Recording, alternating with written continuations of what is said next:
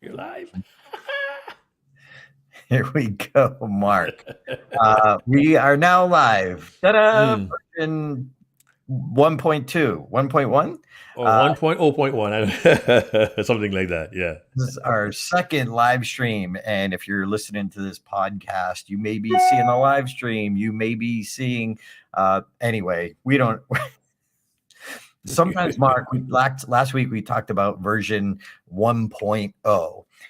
And this is version 1.1. You could call it 2.0, I guess. But sometimes 2.0 isn't as good as 1.0.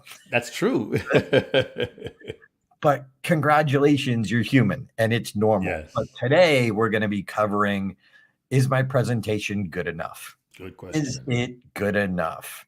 I don't know, but That's fine. Anyone can give a presentation. Few deliver unforgettable presentations. What's the difference? You're about to find out.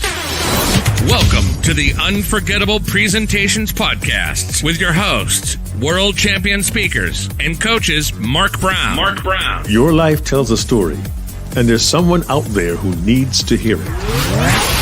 And Darren LaCroix. Stage time, stage time, stage time. Ready for some powerful presentation ahas? Let's dive right in.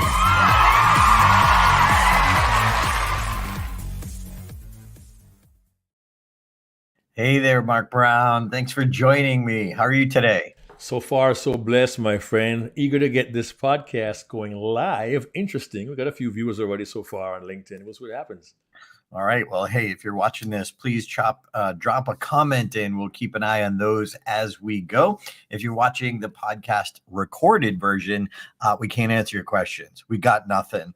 But you can join us on LinkedIn, on Facebook, on YouTube live, Mark's profile, my profile for future reference. But is your presentation good enough? Mark, what bubbles up for you when we ask that question? Well, one of the first thought that comes to mind is the fact that we prepare a presentation and we tell stories we like, we believe we've got good content, and we have a level of confidence in what we have. And sometimes what we see as good may be to someone who's qualified to understand the difference, which is why one of my recommendations up front is, if you think it's good enough, test it. Not just with the cat, the parakeet, and your neighbor next door, but test it with a knowledgeable audience, particularly those who are familiar with your subject matter. So one of my first thoughts is, as good as I think it may be, I do need to test. And you told me even the best speakers and comedians will test their material first. Hey, Mark, by the way, Alexandre is here. Yes. That he's glad to be live. Welcome. Alexandre, just saw you 2 minutes ago, my friend. Excellent. And JB is here. Hey, JB, thanks for joining us. Please, you got some questions, pop it in the chat or some comments. We will share the appropriate ones. But thanks for being here live. Mark, when I came up with this idea, I know that I've been guilty of this in the past.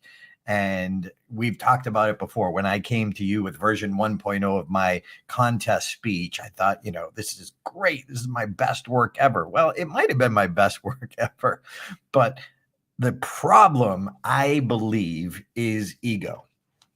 Ego gets in the way because it's, well, my presentation's good enough. I don't have to work on it. Well, it depends, number one, how you define good enough. And I have two concepts that I want to talk about, Mark. We'll go wherever you want to go as well. But one, it's never good enough. You're never done. The problem is we think it's done. And I see a lot of presenters who are good, who have energy, who have enthusiasm. Why do I know this? Because I was that guy in 2001. I was animated. I was passionate, but I wasn't saying anything that the audience could absorb, process, and help transform them, help inspire them. So what I was saying in my mind, sometimes confidence is our enemy. because it gets in the way. That, hey, you should have confidence. And as Ed Tate, our buddy, world champion, says, at some point, you've got to freeze the design. Right. You've got to freeze the design that, okay, guess what? It's showtime. You're starting in 5 minutes. Okay, now you got to get your game show on. You've added some things. You've tweaked some things. That's good. It's going to be better than it was last time. But if we have that mindset, well, you know, I got a speech. I have a speech for NSA Las Vegas tomorrow, and it's 17 minutes to your dream. And I've done it before. It's a shorter version. I only have 40 minutes. So today and tomorrow, I got to sit down with my slides and say, you know, it's good. It's really good because I've been honing it for a year and a half. However, it's not good enough. We got to get to the point where it's showtime, and this is the version I need to go with. But we should never say, well, I've done this before, it's good enough. And Mark, all honesty, I've seen a lot of celebrity speakers do this, where they're celebrities And escape. and they, you know, they're there because of their name and they help get butts and seats. But it drives me crazy because they have this opportunity to influence because of their notoriety, because of their influence. However, their presentation, yeah, it could be good enough. But what if you had the mindset that it wasn't good enough, that there's still something I could do? Every time I run through my slides, Mark, I always make a tweak or two. Always make a tweak or two. And then, of course, there's that idea in the moment that I'm like, ooh, that was good. I need to add that next time. So in my opinion, it's not good enough is a bad mindset.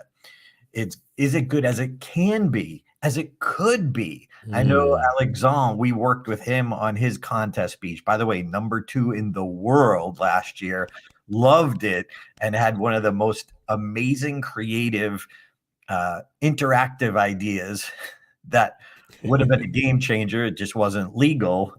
A whole other story. Not legal in the contest, but not anyway. I don't want to get us off track. And Mike Forrester has popped in. He said, good afternoon. Thank you for sharing your wisdom. Well, Mike, thanks for being here. I appreciate that.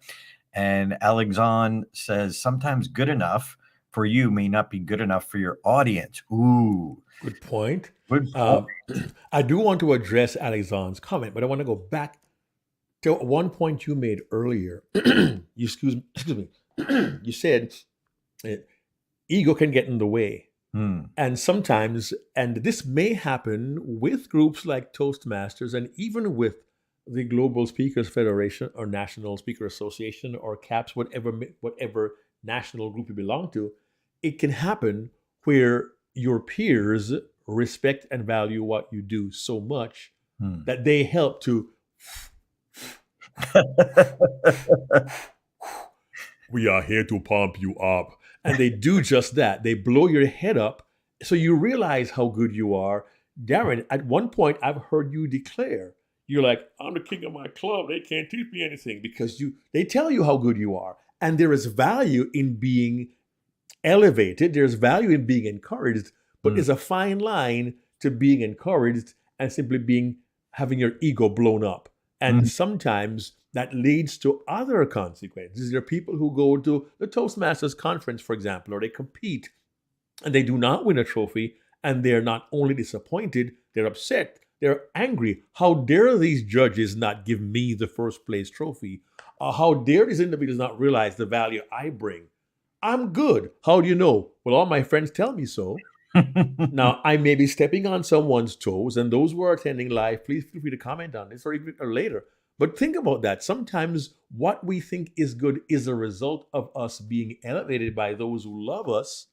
But sometimes the advice we must hear is not only from those who love us, but those who care about us enough to let us know you may not be as good as you think you are at this time, but you can be better.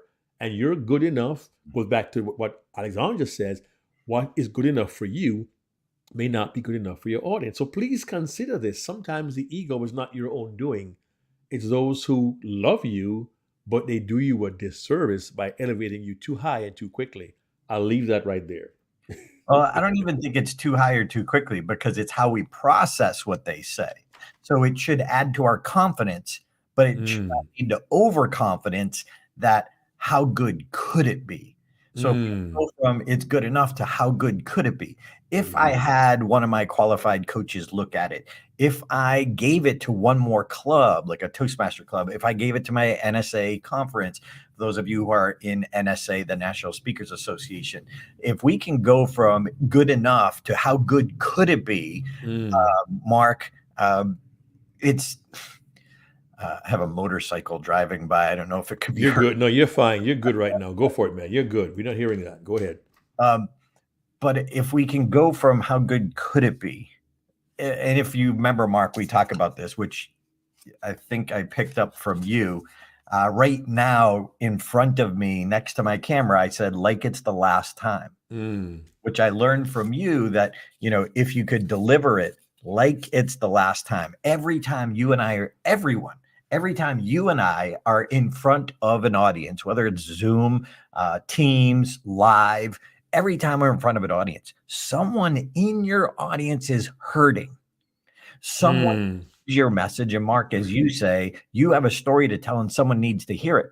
Well, if you deliver it like it's good enough versus you deliver it like this, I want you to get it. And we feel that intention. That's not good enough. Good enough is saying the words, but the intention needs to come through. And that can be a game changer just in the delivery, even if your words aren't perfect, even if it is only version 2.0. But each time, as you know, I say, Mark, there's no such thing as a practice audience. They're real live people. Even like Mark, you talked about delivering your speech to your daughter and your wife, and they gave you a good idea that ended up getting you. Okay, so they're funnier than you. I know that. Yeah, I'm only funny looking. That's it. So yeah, got you a 13-second laugh. Yeah.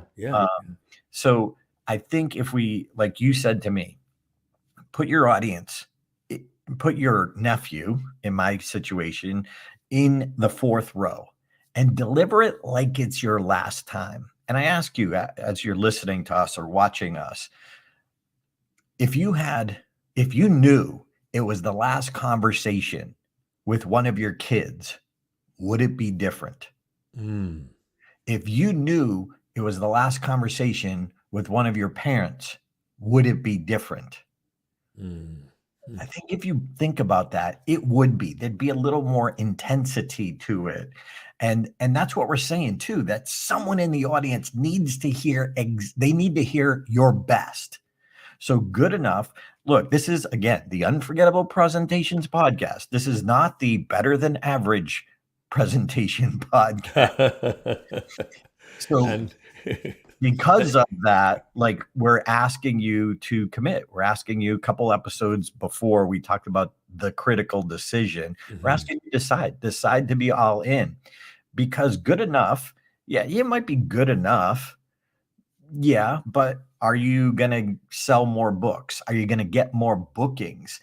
Is someone going to walk away because they felt your intention? So, Mark, I'm sure you have a comment on that. And then we have one from JB. Go ahead. Well, I actually, you said more books, more bookings, more consultancies.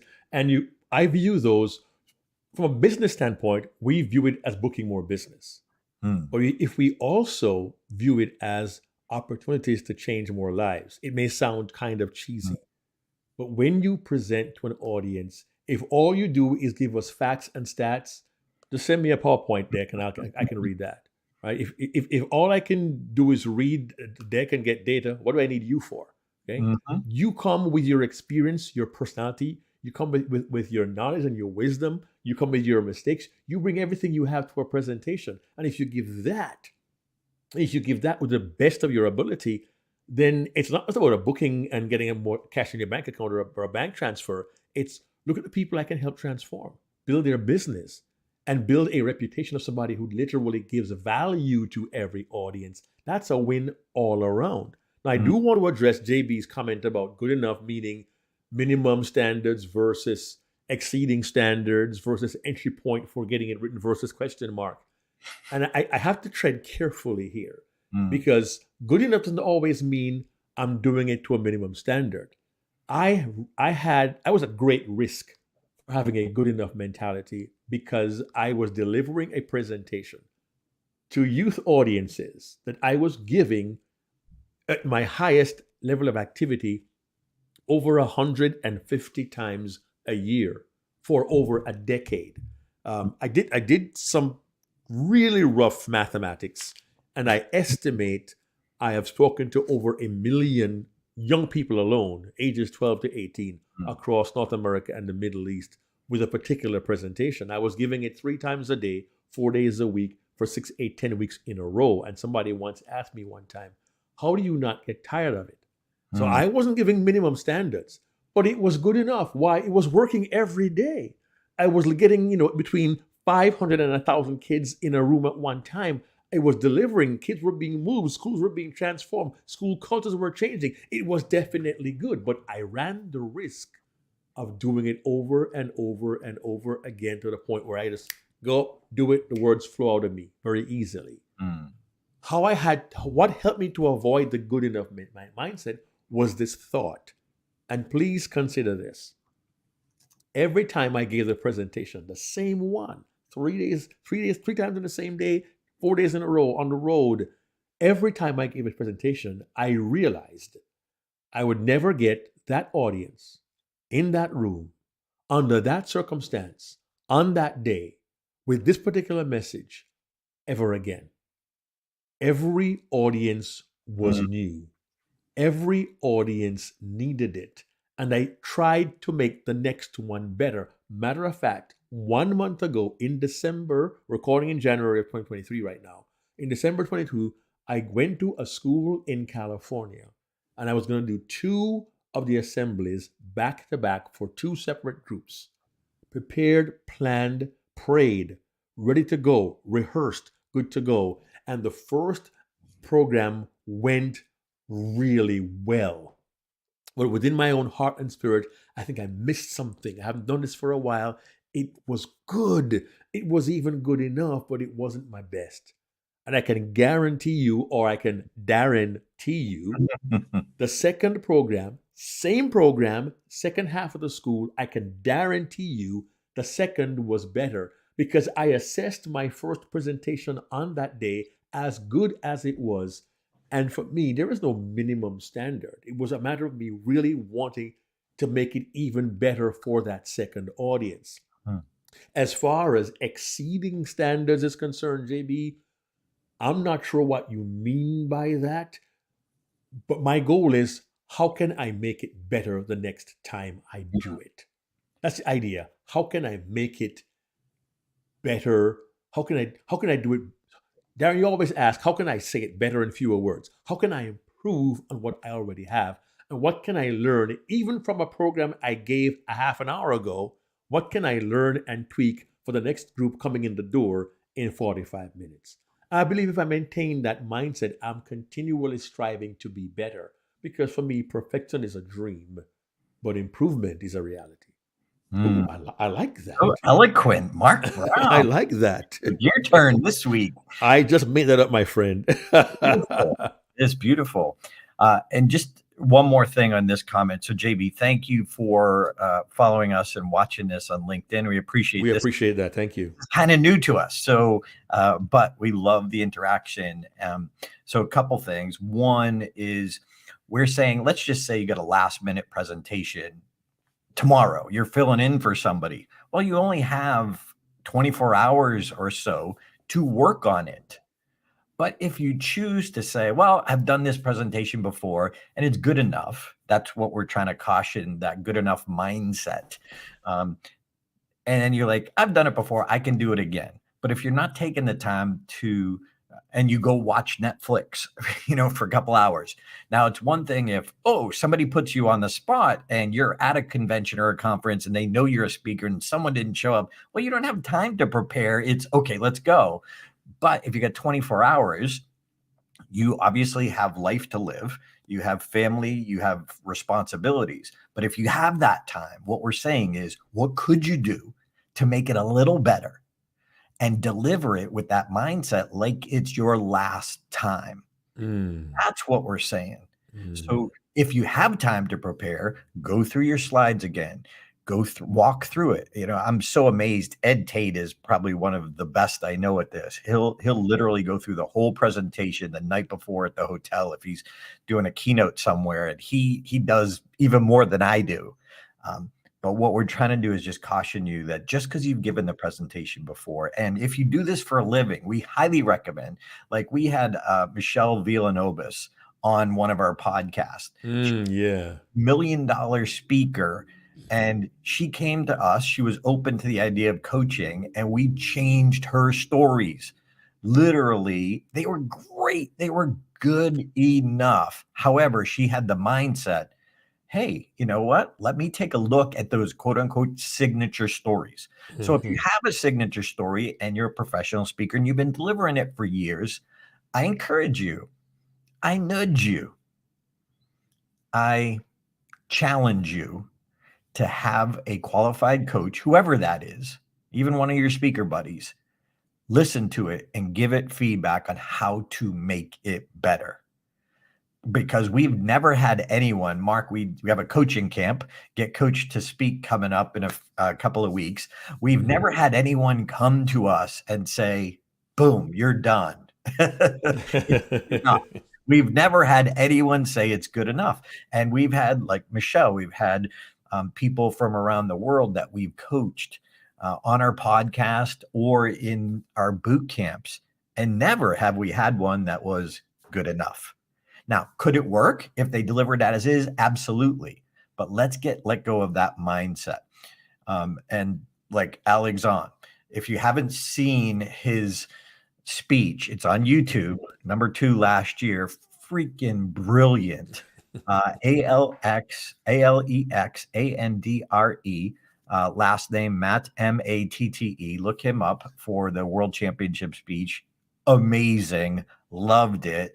And I'm willing to say that even his practice, quote unquote, practice speeches, he inspired people to look back at traditions from their family. He got you to think. So even in those quote unquote practice speeches, but what I loved is he was a sponge, as we say, making it better and better and better. And for that point, Darren, I'll be honest here. If you want to transcend good enough, you gotta be coachable. And we hopefully have proven that even as experienced as we are, we also get coached. And I found the value of myself being coached myself by someone who is qualified to coach me. And even the coaches use coaches. Matter of fact, if you're new to our podcast, go back a couple of weeks, you will see where I submitted myself to coaching on a brand new story. I told for the first time, pretty much live on the coaching call. But the point is, if we are coachable, we can transcend the good enough, because Darren said, you don't know what you don't know. And when you're a coach, you realize, I never thought of that. That really does make it better. It really does make it. And Darren and I are thrilled when we go to a corporate event where we're coaching people and they come on and they submit themselves to live coaching. At our coaching events, we've had people come on the stage spontaneously and get coached. We did a program for the National Speakers Association Convention, a 90-minute deep dive on stagecraft and coaching. And we were just blessed to see so many people volunteer on the spot in front of their peers. We have people who are CSPs and so on volunteer to come and get coached because they were open to the idea, as good as this opening is, as the story is, I can make it better. I think of Manley Feinberg as well, who came to our boot camp. And he's just knocking it out of the park wherever he goes. But we have to all be willing to accept coaching and be coachable. It can transform the results that we get. Yeah, and as Alexandre says, every audience is new and needs you. They don't only need your very best. And if we're given that privilege, that opportunity, they deserve it. And every audience is new. Every audience has different issues, has different challenges. And we need to connect to that. We need to find out more about that. Even if it's a Toastmaster audience or an NSA audience, well, they're an NSA in a certain city. What's top of mind in the news in that city that weekend? If there's a Toastmaster club, what's going on in that country or in that city? And if they're diverse, okay, well, let's find out about some of the people. So when we do high-paid keynote speeches, Mark, I love to do the research. Why? Because I have a presentation that is good enough, but it's my responsibility to connect my content to their world. So I may have different examples in my story file that it would be better for this audience. That childhood story about my grandfather taking me to get my first checking account.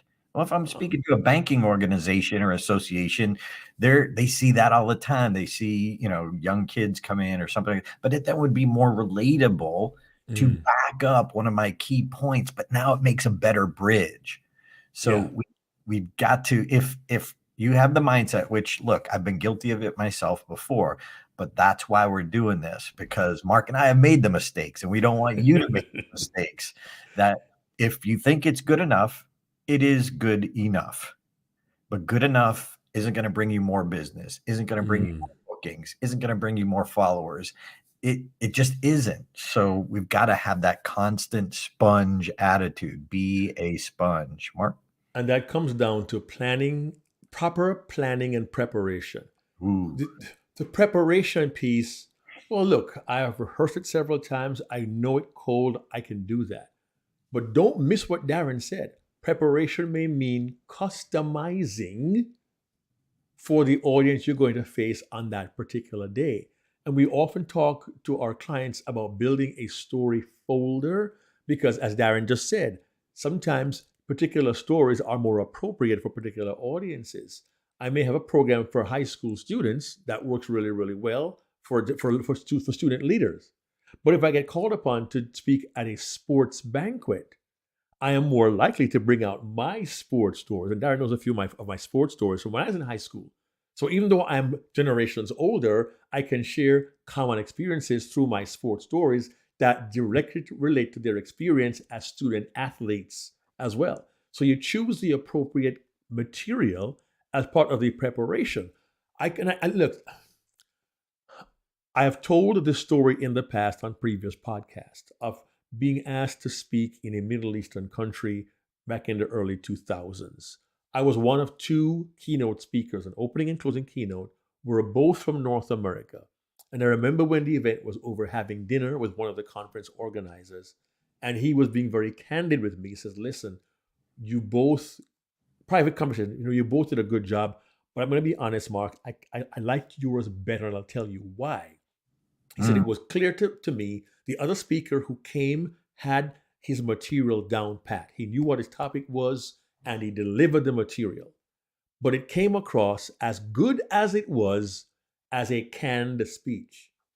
What you did was you took our theme, you gave a speech in line with our theme, and it was obvious to us you prepared and customized your presentation to make sure it was meaningful to us.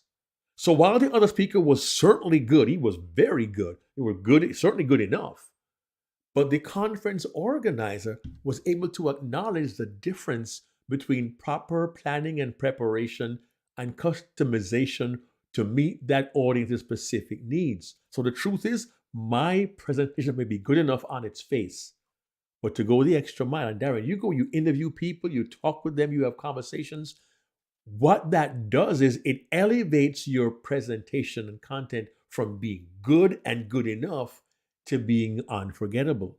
And here's the cool part, Darren. I never told you this, but as recently as, I'm going to say 2 months ago, someone reminded me that they were in the audience that day when I gave that presentation, and they told me snippets of what I said to them in 2001.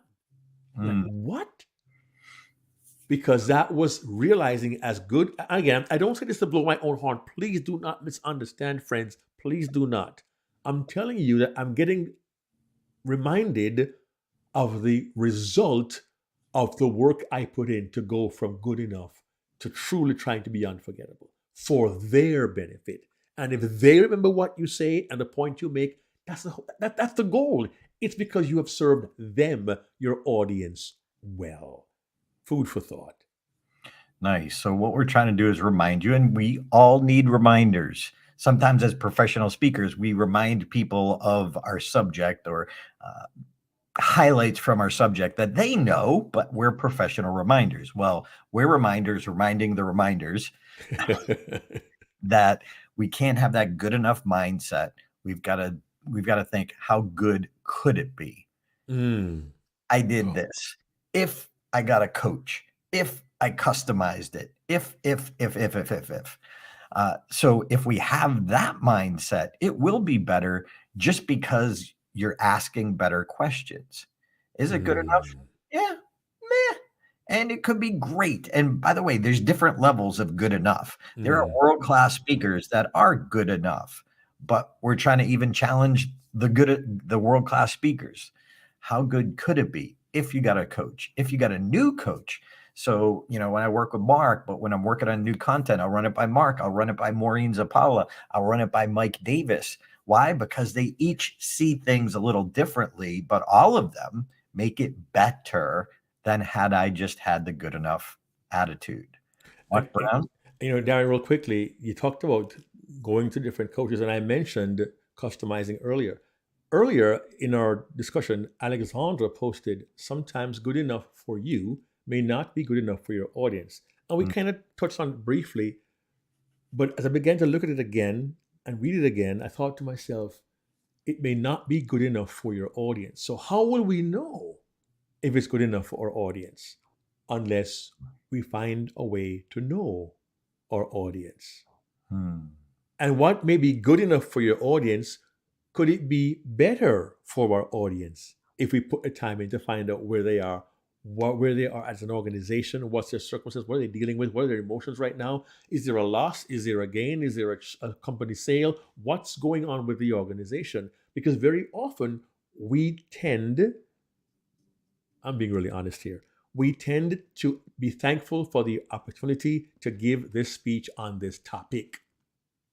But if we shift our thinking slightly, and I hope this is gold for someone, to go beyond, I'm delivering a talk on this particular subject, to I'm delivering a talk on this particular subject to this specific audience, having identified their need, then the value that we have with our subject material and our subject matter and material becomes magnified and more meaningful because we deliver it with an understanding of how it impacts that particular audience.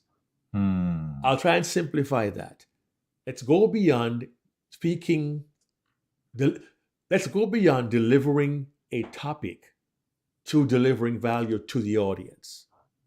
Make it about them and the value they will derive, not only upon the content that you deliver, which I think was the error that this particular speaker made when we traveled abroad so many years ago. They were so focused on delivering their material on this topic, and I was more focused on their conference theme, what they're looking for, and delivering my material in a way that would serve them. Again, it's not blowing my own horn. It's teaching a lesson that I learned. When you serve them in the way that you can meet their need, that's more meaningful than showing your knowledge and expertise in a particular subject area. And I'll just leave that right there. So, Mark, you said magnifying. What was your keeper phrase there? Magnifying your. I said no. Just now. I didn't write it down. I was just talking, man. Magnify your value magnify the value to the audience, or magnify the meaning. Magnify the meaning, I guess, to the audience. We can talk about. Nice. I'll write that down too. Magnify the meaning to your audience. Even sounds good. It might be good enough, but what if you magnify it? And that's what we're saying. It's a mindset thing. So we're just reminding you of that. What if you had that eager new wannabe speaker mindset? That, if I could just have this opportunity. And then when you get the opportunity, it's how good we are on stage that determines if our message perpetuates. Perpetuates. 4 syllables, Mark. I'm going to write it down. Darren used 4 syllables on Friday the 13th. Friday the 13th. We did the live version of this. Yeah. So, Mark Brown, how good could you be if you did this? If you did that, how good could you be? As opposed to the mindset of it's good enough. Mark Brown, final thoughts. My final thoughts is this. We always talk about going from good to great to unforgettable. So if we think, I'm good, maybe good enough, what can I do to be great? And what will it take for me to be unforgettable? We've offered some ideas today, so here's my challenge. Put some of these into practice. Find opportunities to take these tips and test them out and see the results you get. And I'm pretty confident you can be unforgettable. We'll see you next week. Hey there, this is Darren. I hope you enjoyed that program and you got some great insights from watching this video podcast. Now, we don't put all of them on YouTube like you're watching now. We just put a select few. So if you want to get all the episodes, you can go right now to Apple Podcast. You can go to Google Play, Stitcher, or Spotify, or check it out on your favorite platform. See if it's there for you. But we'd love to have you subscribe. Join us every single week for new content, new stories, and new strategies behind unforgettable presentations. Subscribe now.